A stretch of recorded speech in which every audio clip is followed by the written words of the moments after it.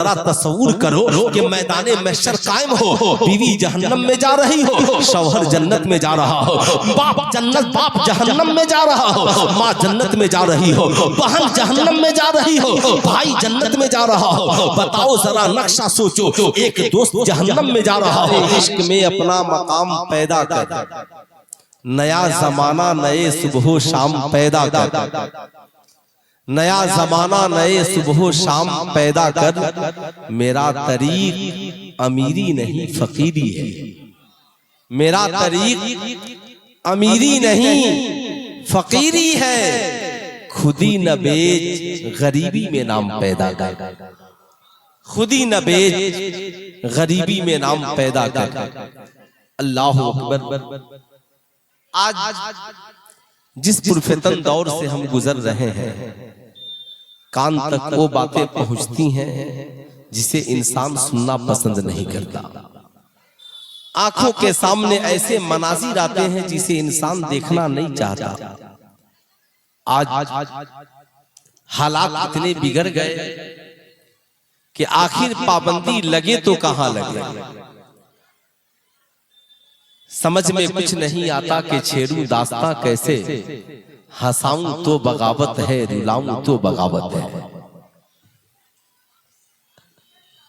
जिस पुरफितन दौर में हम जी रहे हैं, आखिर सवाल ये उठता है कि ये समाज बदले कैसे। हम आला हजरत के मानने वाले हैं, आला हजरत के पास 14वीं सदी में 51 उलूम थे और इस सदी में 100 से ज्यादा उलूम हैं। हम सरकार गौसे आजम के मानने वाले हैं, उनके पास उस सदी में 2000 उलूम व फनून थे। आज सवाल ये उठता है, हमारी कौम ने लंगर को ही सब कुछ समझा। लंगर भी खाइए ताकि जिस्म की बीमारियां दूर हो जाएं, और बुजुर्गों के इल्म से फैज़याब होइए ताकि आपकी दुनिया भी हसीन हो जाए और आखिरत भी हसीन हो जाए। आज अल्हम्दुलिल्लाह अल्लामा मंसूर साहब किबला अशरफी तेगी ने इस जलसे को, इस ताजदारे हरम कॉन्फ्रेंस और जश्ने दस्तारे हुफाज, अल्हम्दुलिल्लाह इस जलसे को सजाने का मकसद क्या है, क्यों इतने पैसे खर्च होते हैं, आखिर इसकी वजह क्या है। अल्हम्दुलिल्लाह समाज से जहालत मिटाने के लिए इल्म चाहिए, इल्म हासिल करने के लिए दरसगाह चाहिए, दरसगाह में पढ़ाने के लिए आलिम चाहिए, आलिम बनाने के लिए फिर दरसगाह चाहिए, आलिम बनाने के लिए फिर दरसगाह चाहिए। एक साहब ने मुझसे पूछा कि आला हजरत के बारे में आपका क्या ख्याल है। मैंने कहा अगर आप मेरे ख्याल को बर्दाश्त कर पाए तो मैं पेश करूं। कहा पेश करें। मैंने कहा इस सदी में चारों तरफ जो ये इल्मी फैजान नजर आ रहा है, वो बरेली के अहमद रजा का इल्म का फैजान नजर आ रहा है। नारे तकबीर, नारे रिसालत, मसलके आला हजरत, इश्क मोहब्बत, इश्क मोहब्बत। कहा मौलाना वो कैसे। मैंने कहा आला हजरत से फैज मिला सदरुश शरिया को, सदरुश शरिया से फैज मिला हुजूर हाफिज मिल्लत को, और हाफिज मिल्लत से फैज मिल रहा है पूरे आलमे इस्लाम। लोग मदारिस बनाते हैं, दरसगाहों में पढ़ाते हैं। इस सदी से 14वीं सदी से लेकर आज तक जितने मदारिस बने, जितने लोग आलिम बने, मुफ्तियान इस्लाम बने, सारे उलमा मिलकर, सारे मदारिस मिलकर बरेली के अहमद रजा की दरसगाह से फारिग होने वाला साहब एक सदरुश शरिया का मुकाबला नहीं कर सकते। लोगों ने दरसगाहें दी हैं और लोगों ने जमातें दी हैं, आलिमों की भीड़ दी है। बरेली के रजा ने जिसे दिया है तो बिहार को मलिकुल उलमा दिया है, उत्तर प्रदेश को सदरुल शरिया दिया है, साहब मेरठ के लिए अब्दुल हलीम मेरठी को दिया है। जमाने की निगाहों ने देखा है, बरेली के रजा ने जो दिया, जमाना आज भी साहब उसे तलाश कर रहा है। लेकिन आज मैं आपसे जो बोलने वाला हूँ, आखिर क्या बात है? आला हजरत के मानने वाले अपने मकसद में पीछे क्यों हो गए? आज आप अपने मामलात में पीछे क्यों हैं? आखिर क्या वजह है? किस सोच की जरूरत है, किस फिक्र की जरूरत है? आज समाज में जहाँ पर हम खड़े हैं, क्या ये हमारे लिए अफसोस का मकाम नहीं है? हमारी कौम की बेटियां मुर्तद हो रही हैं, आखिर इसकी वजह क्या है? आज औलादे माँ को मार रही हैं, आखिर इसकी वजह क्या है? आज मदारिस के लिए दिलों में नफरत, आखिर इसकी वजह क्या है? मसाजिद से हमारी दूरी, आखिर इसकी वजह क्या है? इसका हल क्या है? तो सब मिलकर कहेंगे मौलाना, मसाजिद की हिफाजत के लिए मदरसों की जरूरत है, मकातिब की हिफाजत के लिए मदरसों की जरूरत है, खानकाहों की हिफाजत के लिए मदरसों की जरूरत है। मदरसे नहीं होंगे, आलिम पैदा नहीं होंगे। जब आलिम पैदा नहीं होंगे, समाज की इस्लाह कौन करेगा? कौम से अच्छी गुफ्तगू कौन करेगा? कौम को सिराते मुस्तकीम की बातें कौन बताएगा? जहाँ पर हम खड़े हैं, आज जमाना बातें कर रहा है, मौलाना माई लाइफ माई चॉइस, मैं अपनी जिंदगी अपनी मर्जी से जीना चाहता हूँ, वो चाहे मर्द हो, औरत हो, बच्चा हो, बूढ़ा हो। मैं आपसे पूछना चाहता हूँ, आपकी मर्जी क्या है? आप किस तरीके से अपनी जिंदगी गुजारना चाहते हैं? अगर आपको अपनी ख्वाहिशात की तकमील करनी है, तो क्या सिर्फ बुराइयों का दरवाजा ही आपकी ख्वाहिशात की तकमील के लिए खुला हुआ है?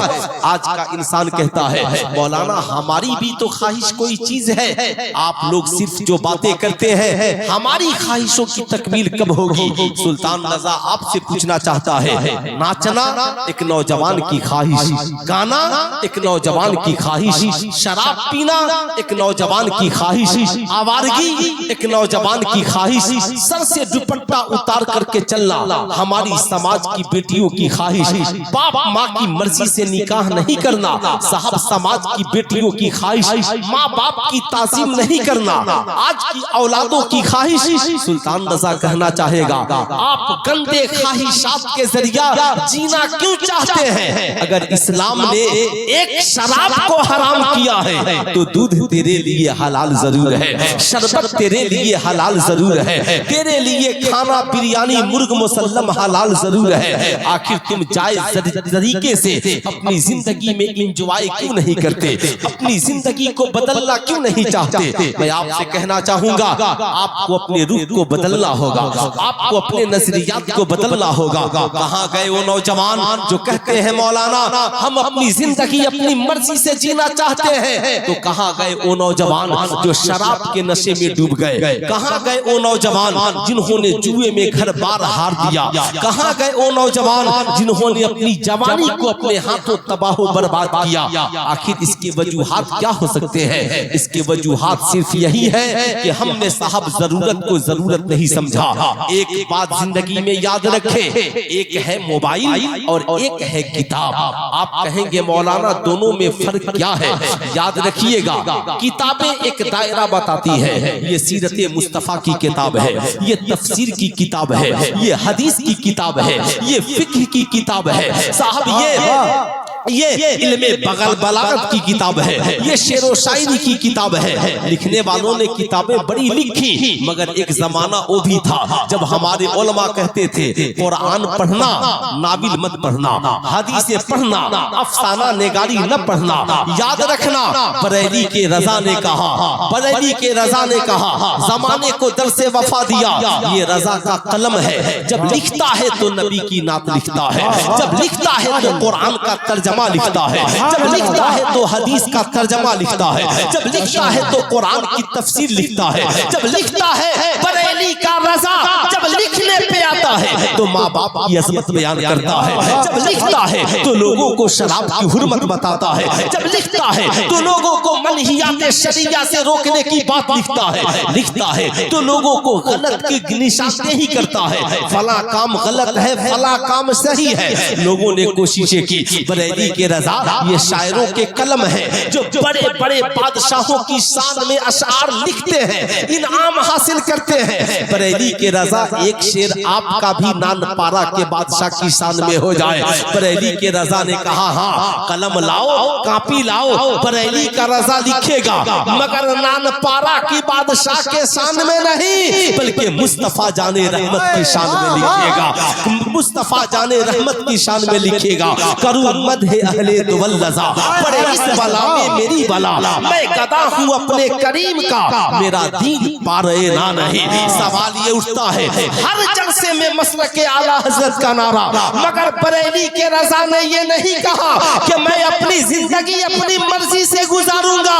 बरेली के रजा ने ये कहा, जान है इश्क़ मुस्तफा, रोज़ फज़ू करे खुदा, जिसको हो दर्द का मजा, नाज़े दबा उठाए क्यों। बरेली के रजा ने कहा, जिंदगी मेरी हो और सीरत आमिना के लाल का हो, आंखें मेरी हो, हया रसूलुल्लाह की हो, सोऊं मैं मगर तरीका आमिना के लाल का हो। आखिर मैं आपसे पूछना चाहता हूँ, मेरी कौम का नौजवान तेरा नजरिया कब बदलेगा? मेरी कौम के नौजवानों तुम अपनी फिक्र को कब बदलोगे? मेरी कौम के नौजवानों बताओ तुम अपने नजरिए को कब बदलोगे? आपसे मैं पूछना चाहता हूँ, याद रखिएगा आप साहब, कुरान कहता है तिबियानन लिकुल्लि शैइन, हर चीज का रोशन बयान कुरान में मौजूद है। अल्लाह अकबर। आज मुसलमानों को सारी दुनिया में सारी दुनिया में मुसलमानों को लंबी लंबी रातें मोबाइल पे गुजारने के लिए वक्त है, मगर कुरान पढ़ने के लिए वक्त नहीं है। एक है जरूरत और एक है ख्वाहिश। जरूरत गरीबों की भी पूरी हो जाती है और ख्वाहिशें बादशाहों की भी पूरी नहीं होती। हजारों ख्वाहिशें ऐसी कि हर ख्वाहिश पे दम निकले, बहुत निकले मेरे अरमा फिर भी कम निकले।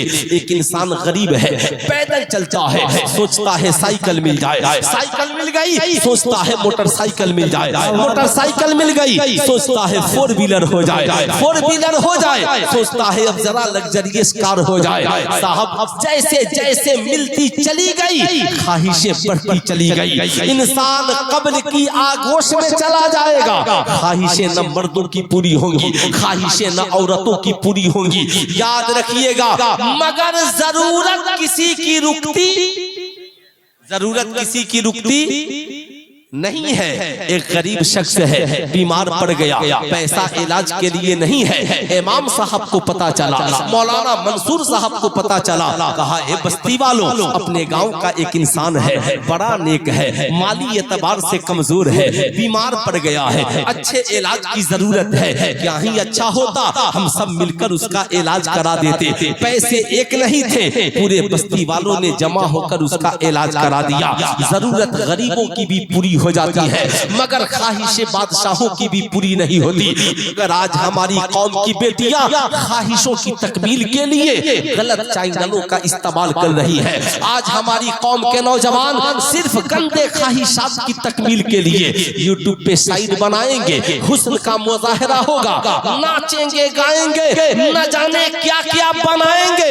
हो सकता है मेरा चैनल चल जाए, मैं करोड़पति बन जाऊं। आज साहब जो ही मोबाइल खोलिएगा, बड़े बड़े जिसे आप दुनियावी स्टार कहते हैं, कोई साहब गेम का प्रचार कर रहा है, ड्रीम 11 का प्रचार, लूडो छक्का का प्रचार, क्रिकेट का प्रचार, कहा हमने करोड़ों कमा लिया। एक साहब मिले मुझसे, कहे मौलाना मेरा घर का एक लड़का पागल हो गया। मैंने कहा वजह? कहा मौलाना साहब उसने मोबाइल के जरिया ये सोचा कि मैं करोड़ों कमाऊंगा, मगर पता चला करोड़ों उसके बर्बाद हो गए, तबाह वही उसकी जिंदगी में पहुंच गई। मैं आपसे कहना चाहूंगा, याद रखिए, अपनी ख्वाहिशात को समेटिए।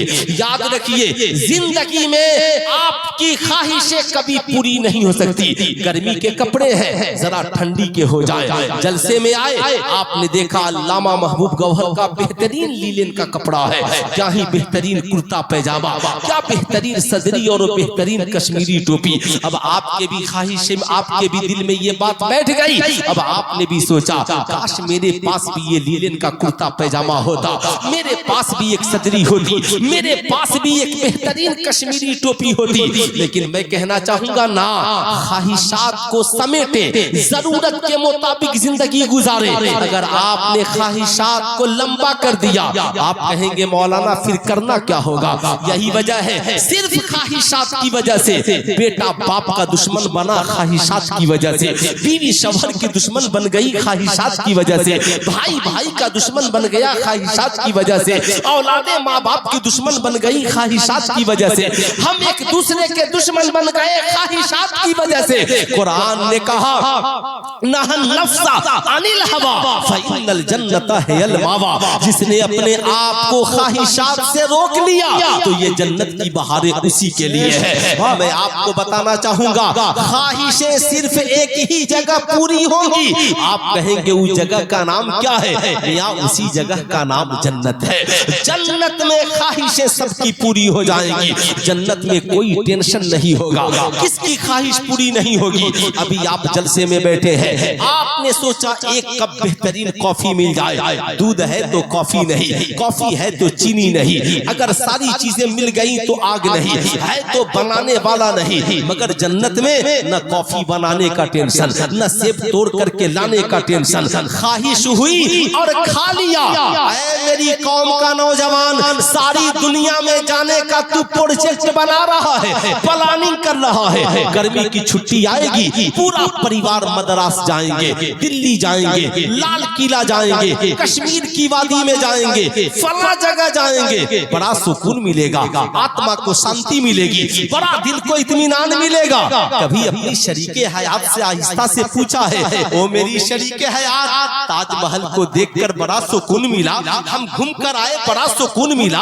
बीवी भी साथ हो, बच्चे भी साथ हो, माँ बाप भी साथ हो, परिवार साथ हो, घूमने में बड़ा मजा आता है। सारे लोग बैठे हो, एक दस्तरखान हो, खाने में बड़ा मजा आता है। मगर जरा तस्वूर करो कि मैदाने महशर कायम हो, बीवी जहन्नम में जा रही हो, शौहर जन्नत में जा रहा हो, बाप जहन्नम में जा रहा हो, माँ जन्नत में जा रही हो, बहन जहन्नम में जा रही हो, भाई जन्नत में जा रहा हो। बताओ जरा नक्शा सोचो, एक दोस्त जहन्नम में जा रहा हो, दूसरा दोस्त जन्नत में जा रहा हो। बताओ ईमानदारी से अच्छा लगेगा? अरे हाथ उठाकर बोले, आप लोगों को अच्छा लगेगा? कितने लोगों को अच्छा नहीं लगेगा? जरा हाथ उठाइए तो। आप सबको अच्छा नहीं लगेगा।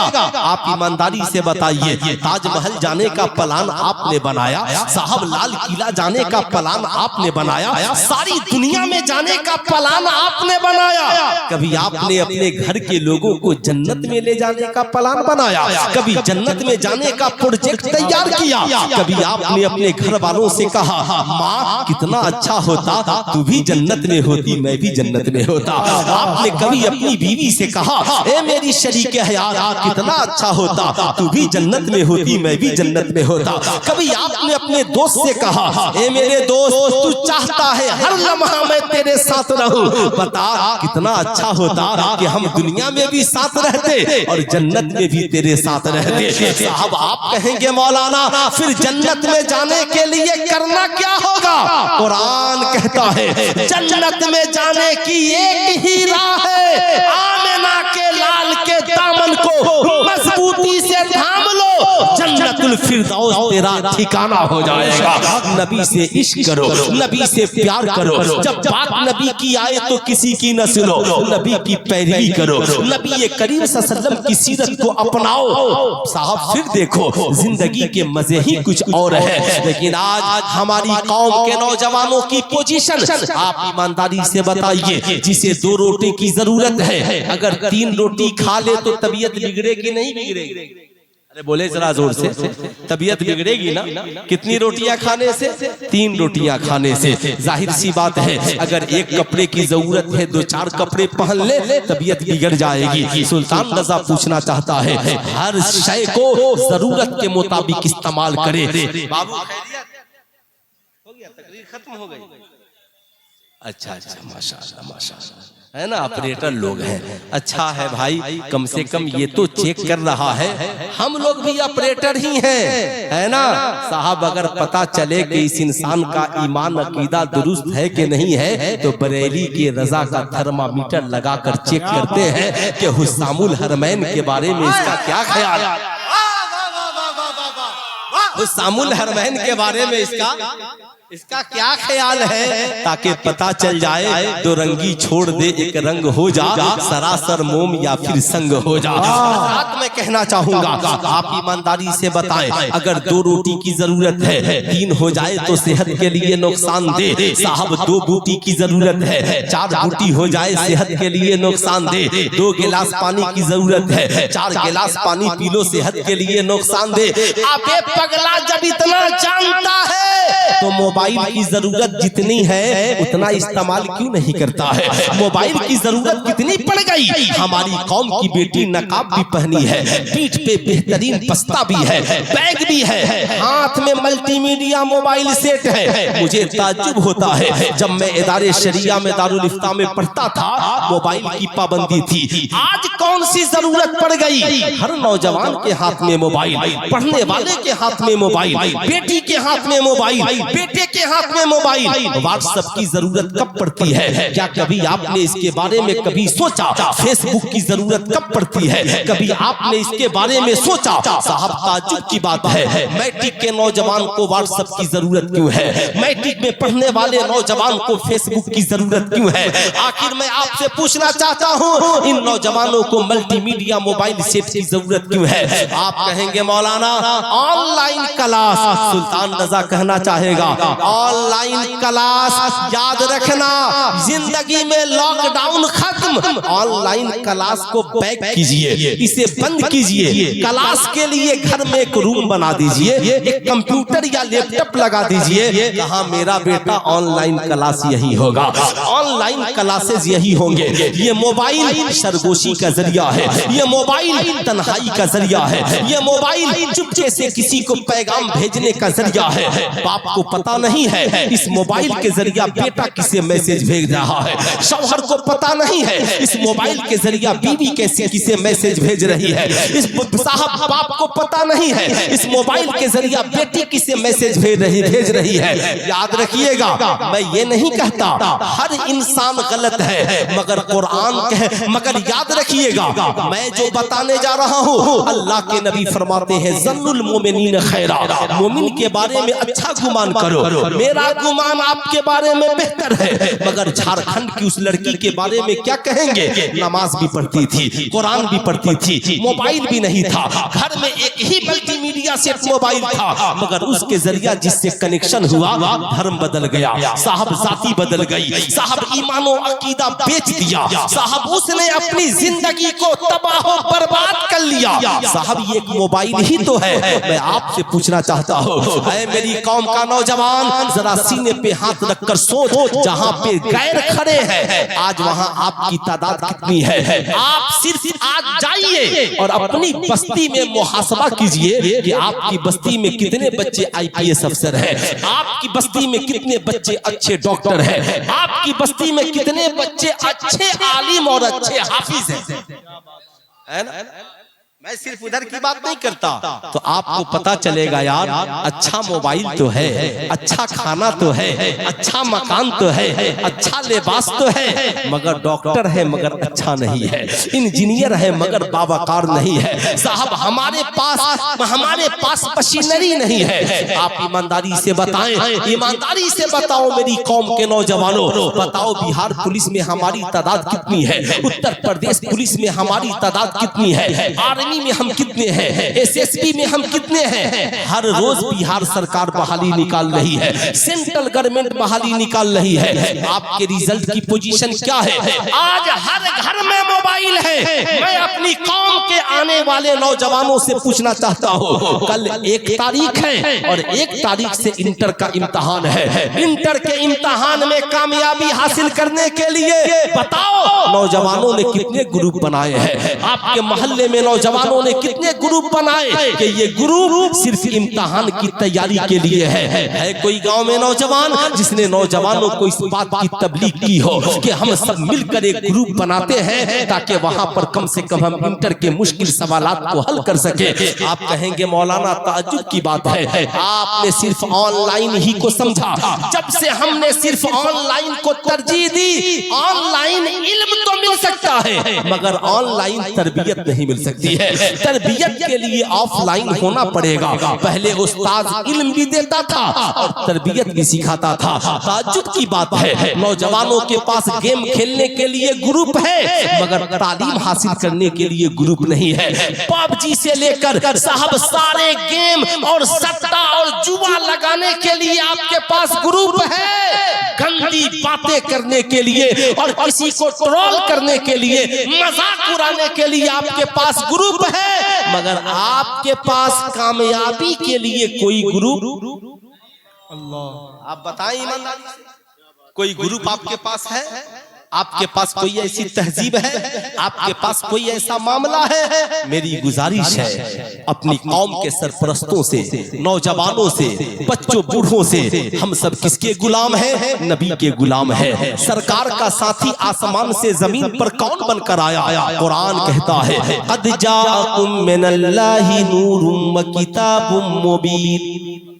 तहकीक के आ गया तुम्हारी जानिब अल्लाह की तरफ से नूर और एक रोशन किताब, यानी नूर से मुराद मुस्तफा जाने रहमत है और किताब से मुराद कुरान है। अल्लाह ने नबी का साथी जिसे बनाया उसका नाम कुरान है, उसका नाम किताब है। ऐ नौजवान, जब तक किताब हमारा साथी था, कोई गौस बना, कोई खाजा बना, कोई कुतुब बना, कोई अब्दाल बना, कोई अहमद रजा बना, कोई हाफिज मिल्लत बना, कोई मुजाहिद मिल्लत बना, कोई सदरुशरिया बना, कोई ताजुशरिया बना। किताब को साथी बनाइए। किसे साथी बनाना है? पूरा मजमा हाथ उठा करके बोलिए, किसे साथी बनाना है? किताब को। किसे साथी बनाना है? किताब को। किताब को अपनी जिंदगी का साथी बनाइए, हर मैदान में कामयाब होंगे। लेकिन आपने किताब को बगल में दबा दिया, मोबाइल को अपना साथी बना लिया। शैतान हर हमला, हर वक्त इंसान का खुला हुआ दुश्मन है। एक नौजवान मैट्रिक की तैयारी के लिए किताब लेकर बैठा और हाथ में मल्टीमीडिया सेट मोबाइल है। जो ही एक सफा पढ़ा, शैतान ने कहा जरा व्हाट्सएप देख ले दोस्त ने क्या कहा है। अब जो ही किताब खोली, जब तक के किसी दूसरे का फोन, जो ही किताब खोली, जब तक के तीसरे का फोन। ऐ मेरी कौम का नौजवान, याद रखना गलत रवि से मनाजिल का बोझ बढ़ता है। मुसाफिरों रवि से कारवां बदल डालो। अगर आपका हश्र यही रहा, आपने अपने मामलात को नहीं समेटा, आप पूछिए बेटी मोबाइल की जरूरत है ना, फिर मल्टीमीडिया सेट किया, तुम जाएगी कोचिंग या स्कूल तो यही न पता करना है कि तुम कहां हो, तो ये सादा मोबाइल भी तेरे लिए काफी है। क्या कल जब मोबाइल नहीं था तो लोग नहीं जीते थे? क्या जब कल हमारे हाथों में मल्टीमीडिया सेट मोबाइल नहीं था तो हम नहीं जीते थे?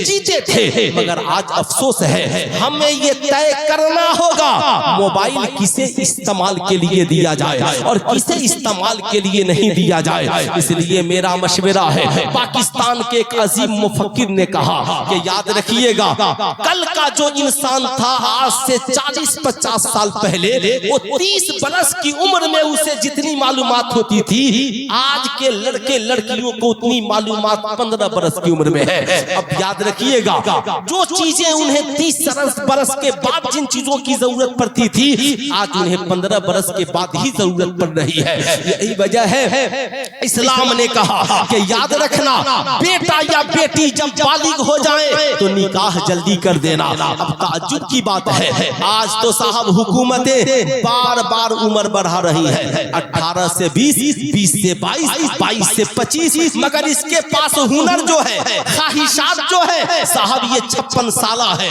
45 साला है। जाहिर सी बात है, जब वक्त से शादियां नहीं होंगी समाज बिगड़ेगा, जब वक्त से शादियां नहीं होंगी रिलेशनशिप बिगड़ेगा। इसलिए जैसे इंसान की सेहत के लिए ग़िज़ा की जरूरत है, वैसे ही इंसानी सेहत की तकद्दुस के लिए वक्त पर निकाह की जरूरत है। अगर आपने निकाह वक्त पे नहीं किया, मगर आज लोग 40 साल बाद कमाएंगे तब निकाह करेंगे, 50 साल बाद कामयाब होंगे तब निकाह करेंगे, 30-35 साल बाद कामयाब होंगे तब निकाह करेंगे, और बड़ा बड़ा मल्टीमीडिया सेट उसके हाथों में पकड़ा देंगे। इस्लाम ने कहा इसकी रोकथाम जरूरी है, वरना याद रखिएगा ये जो जिनसी, ये जो साहब नफसानी ख्वाहिशात की मार है, कल अंधेरी कोठरी में बह जाएगी और किसी बाप की इज्जत नहीं रह पाएगी। इसलिए मैं आपसे कहूंगा, अगर आज आपने जाविया मुकम्मल नहीं किया, अगर आज आपने इस पे कंट्रोल नहीं किया,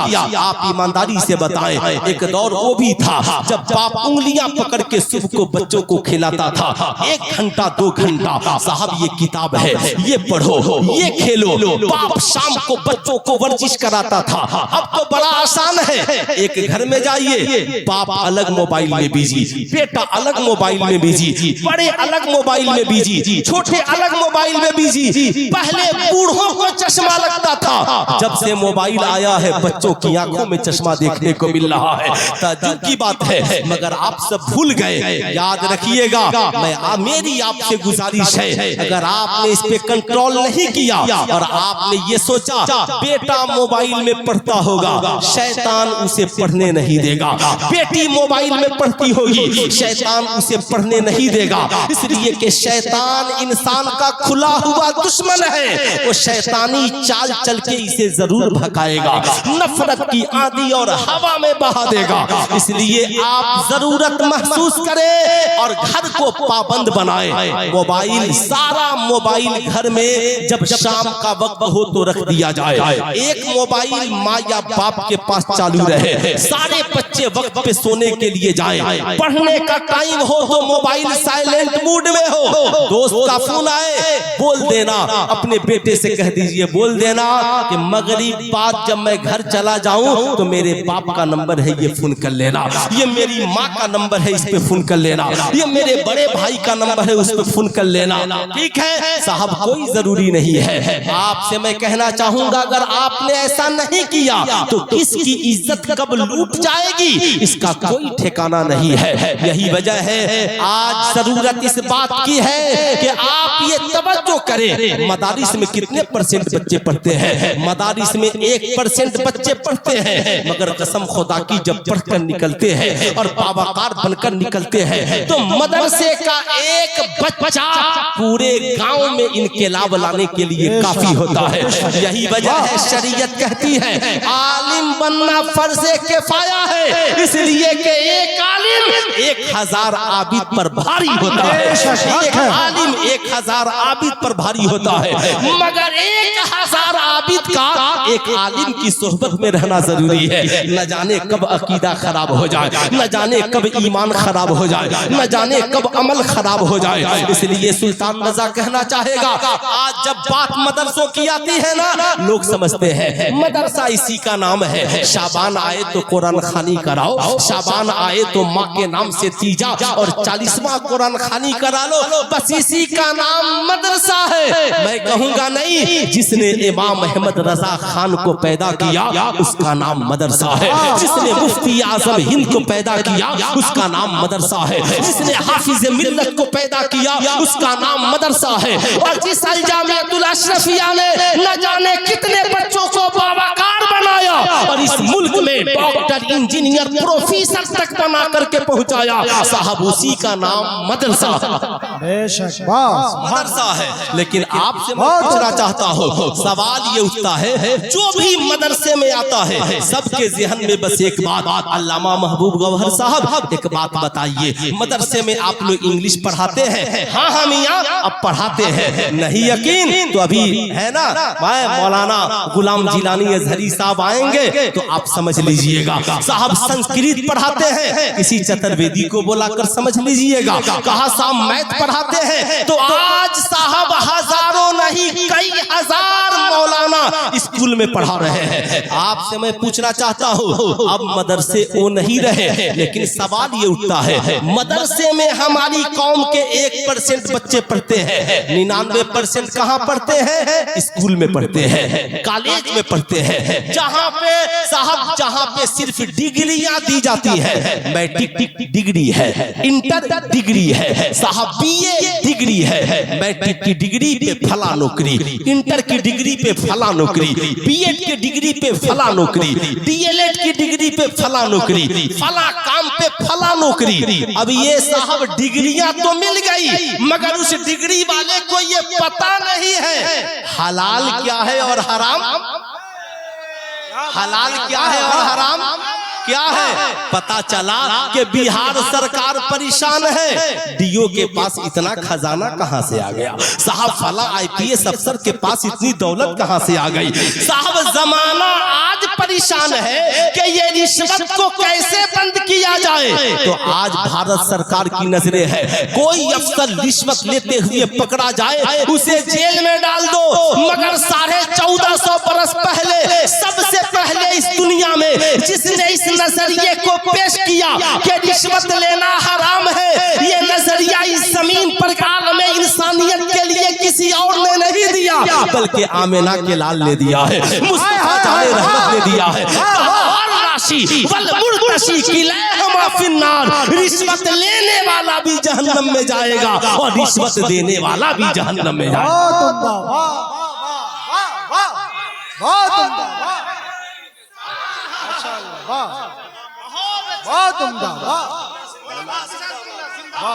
नारे तकबीर, नारे रिसालत, अज़मत इस्लाम, रिफ़ात इस्लाम, शौकत इस्लाम।